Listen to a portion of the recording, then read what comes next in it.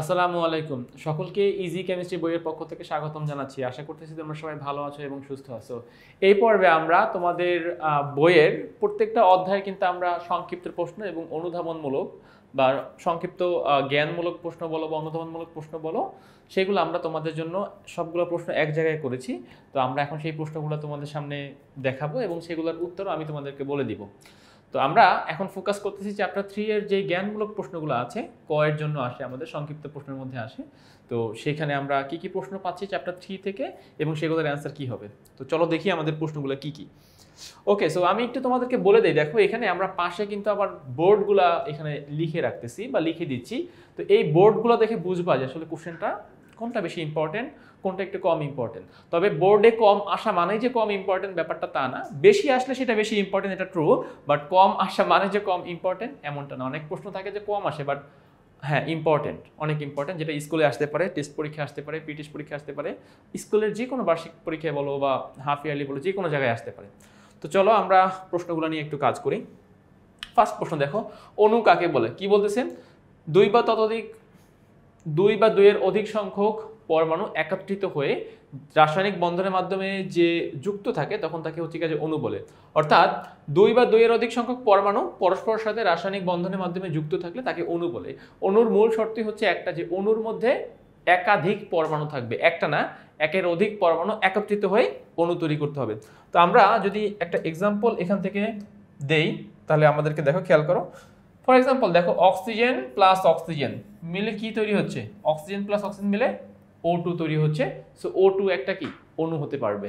দেখো পরবর্তী প্রশ্ন, মৌলিক পদার্থ কাকে বলে? তো দেখো অ্যান্সার কি লেখা আছে, যে সকল পদার্থকে ভাঙলে সেই পদার্থ ছাড়া অন্য কোনো পদার্থ পাওয়া যায় না তাকে মৌলিক পদার্থ বলে। অর্থাৎ যেই পদার্থটা পিওর, যেই পদার্থকে ভাঙলে অন্য কোনো পদার্থ পাওয়া যায় না, আমরা সেই পদার্থকে মৌলিক পদার্থ বলবো।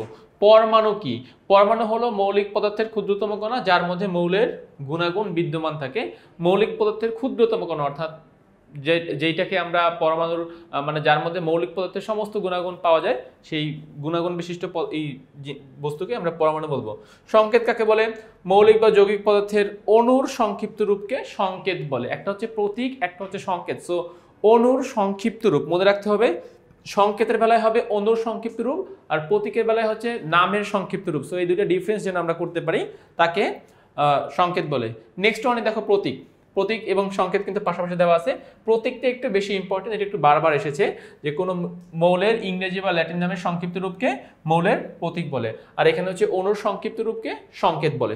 আচ্ছা, সিলভারের ল্যাটিন নাম কি? কিছু কিছু প্রশ্ন তোমার হচ্ছে ল্যাটিন নাম থেকে আসতে পারে। সিলভারের ল্যাটিন নাম হলো আর্জেন্টাম। এটাকে আমরা সংক্ষেপে এজি বলি সিলভার। আচ্ছা, পটাশিয়ামের ল্যাটিন নাম হচ্ছে ক্যালিয়াম। সেখান থেকে আমরা শুধুমাত্র কে হিসাবে পটাশিয়ামের প্রতীকটা নির্ধারণ করি। এর পরের প্রশ্নটা দেখো তো কতবার এসেছে, অনেকবার এসেছে। সো এটা বুঝতে হবে যে এটা অনেক বেশি ইম্পর্টেন্ট। তাহলে দেখো, প্রোটন এবং নিউট্রন সংখ্যার যোগফলকে কিন্তু আমরা নিউক্লিয়ান সংখ্যা বলি। এই নিউক্লিয়ান সংখ্যার আর একটা নাম ভর সংখ্যা। সো অনেক সময় মনে হয় যেন ভর সংখ্যা এবং নিউক্লিয়ান সংখ্যা দুইটা আলাদা জিনিস, বাট অ্যাকচুয়ালি জিনিসটি সেম। যাচ্ছি পরবর্তী প্রশ্ন। দেখো, পারমাণবিক সংখ্যা কাকে বলে? সো কোনো পরমাণুর নিউক্লিয়াসে উপস্থিত প্রোটন সংখ্যাকে ওই পরমাণুর জন্য পারমাণবিক সংখ্যা বলে। ইলেকট্রন কি? ইলেকট্রন হচ্ছে পরমাণুর নিউক্লিয়াসের বাইরে নির্দিষ্ট কক্ষপথে অবস্থিত ঋণাত্মক চার্জযুক্ত স্থায়ী মৌলিক কণিকাকে ইলেকট্রন বলে। তো এখানে অনেক কঠিন ভাষায় মানে মনে হতে পারে, বাট এটা সহজে যদি বলি, যে পরমাণুর নিউক্লিয়াসের বাইরে অবস্থিত বিভিন্ন কক্ষপথে ঋণাত্মক চার্জ বিশিষ্ট স্থায়ী কণিকাকে ইলেকট্রন বলে। আচ্ছা, একটি নিউটনের প্রকৃত ভর কত? একটি নিউটনের প্রকৃত ভর হচ্ছে 1.675 10⁻⁻24 গ্রাম। একটি ইলেকট্রনের প্রকৃত ভর কত? একটি ইলেকট্রনের প্রকৃত ভর 9.11 10⁻⁻28 গ্রাম। সো সবগুলো কিন্তু গ্রামে। অনেক সময় তোমাদের এগুলো এমসিকিউতেও আসে, কেজিতে অপশন থাকে তখন। তো 28 হয়ে যাবে -31, আর 24 হয়ে যাবে -27। সো এইভাবে আমাদেরকে তখন চিন্তা করতে হবে। পরমাণুর কেন্দ্রে কি থাকে? পরমাণুর কেন্দ্রে প্রোটন ও নিউট্রন থাকে। পরমাণুর কেন্দ্রে থাকে নিউক্লিয়াস এবং নিউক্লিয়াসের মধ্যে থাকে প্রোটন ও নিউট্রন। আচ্ছা, আমরা পরবর্তী প্রশ্নগুলো একটু দেখব।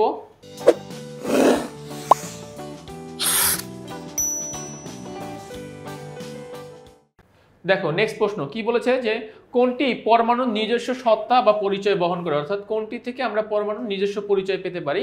তাহলে বলতেছে প্রোটন সংখ্যা তথা পারমাণবিক সংখ্যা।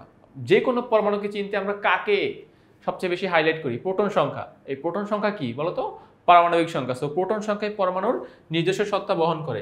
পরমাণুর প্রকৃত ভর কি?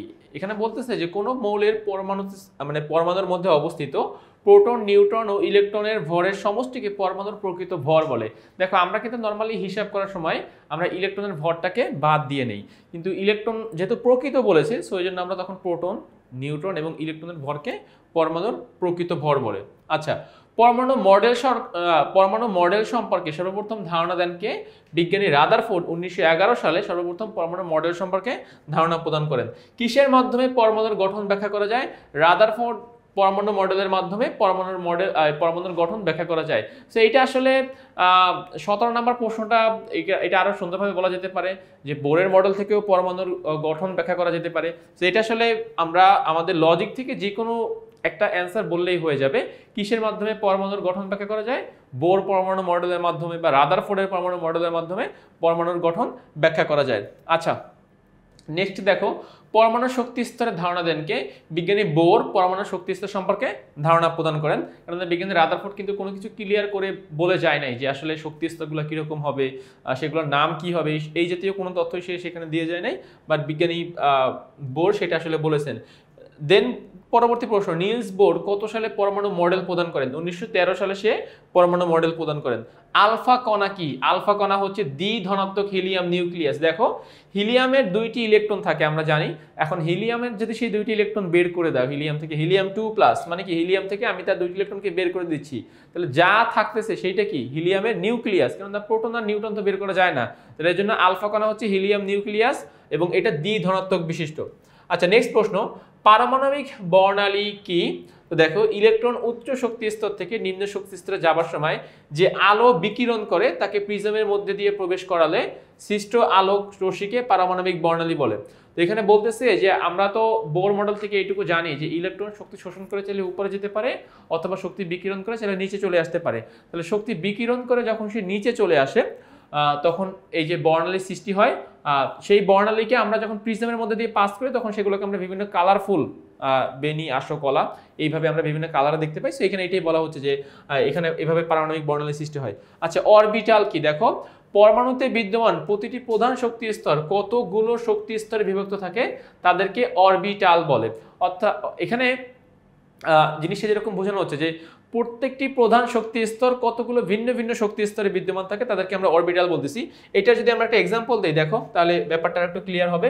আমরা এরকম নিউক্লিয়াসের বাইরে কিন্তু এরকম অনেকগুলো গোলাকার স্তর দেই, তাদেরকে বলা হয় অরবিট। আর এই প্রত্যেকটা অরবিটের মধ্যে থাকে কি? এস, তারপরে হচ্ছে গিয়ে যে এস থাকে, পি থাকে, তারপরে হচ্ছে এসপিডি এরকম থাকে। আচ্ছা, আমি এটাকে একটু করি। আচ্ছা, সেকেন্ড লেয়ারে ধরো কি থাকে? এসপি থাকে। থার্ড লেয়ারে কি থাকে? এসপিডি থাকে। এদেরকে বলা হয় উপশক্তি স্তর। এসপিডি কে বলা হয় উপশক্তি স্তর। অরবিটাল কোনটা? এই যে আবার দেখো পি এর যে 3টা ভাগ রয়েছে, কে কে? পিএক্স, পিওয়াই, পিজেড, এদেরকে বলা হয় অরবিটাল। পি এর 3টা, পি উপশক্তি স্তরের 3টা অরবিটাল রয়েছে। ডি উপশক্তি স্তরের 5টা অরবিটাল রয়েছে, ডিএক্সওয়াই, ডিওয়াইজেড, এভাবে আর কি, dzx, dx square, y square, dz square, এইভাবে। তো আমরা এটাকে এভাবেই বলতে পারি যে প্রত্যেকটি শক্তি স্তর থেকে পাচ্ছি আমরা প্রধান শক্তি স্তর, প্রধান শক্তি স্তর থেকে পাচ্ছি উপশক্তি স্তর এবং উপশক্তি স্তর থেকে পাচ্ছি আমরা অরবিটাল। সো আশা করতেছি তোমরা এইটুকু অ্যান্সারও ঠিকভাবে বুঝতে পেরেছো। তো তাইলে আমরা আমাদের এই সংক্ষিপ্ত প্রশ্নগুলো যেভাবে আসে সেভাবে মুখস্থ করার চেষ্টা করব, কেননা এক্সামে কিন্তু এই সংক্ষিপ্ত প্রশ্ন বলতে মূলত ক নাম্বার প্রশ্নকে বোঝানো হচ্ছে বা জ্ঞানমূলক প্রশ্নকে বোঝানো হচ্ছে। তো এই জ্ঞানমূলক প্রশ্নগুলো এক্সামে হুবহুই লিখতে হয়, অনেক সময় আমরা একটু মডিফাই করাতে অর্থ চেঞ্জ হয়ে যায়, টিচার কিন্তু আর তখন মার্কস দিতে চায় না, আমাদেরকে সেই বিষয়ে খেয়াল রাখতে হবে। আমি আশা করতেছি তোমরা এই অংশটুকু পর্যন্ত প্রপারলি বুঝতে পেরেছো। তো আজকের পর্বটি এখানে শেষ করতেছি, নতুন পর্বে আবার তোমাদের সামনে হাজির হব। সবাই ভালো থাকো, সুস্থ থাকো।